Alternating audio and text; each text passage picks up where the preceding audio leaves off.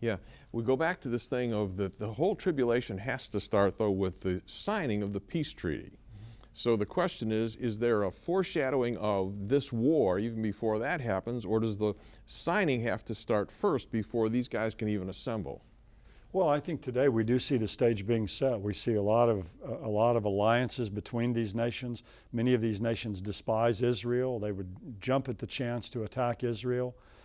Russia is really cozying up a lot with Iran, with Turkey. We see a lot of impetus today for peace in the Middle East.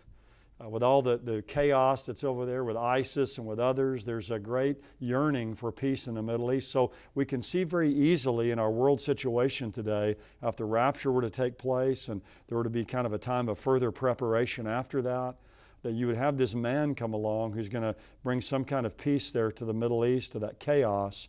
While Israel's living then in this time of security, these enemies of Israel would jump at the chance to come against Israel. So what we see today is certainly strikingly foreshadows what is predicted in the Bible. And remember, this was 2,600 years ago that this was written, almost 2,600 years ago that God wrote these things. And it reflects and mirrors what we see in our world today. Yeah. And the thing is that people back in Ezekiel's day may have wondered what those nations had in common to make them want to attack Israel, because they're not right next to each other.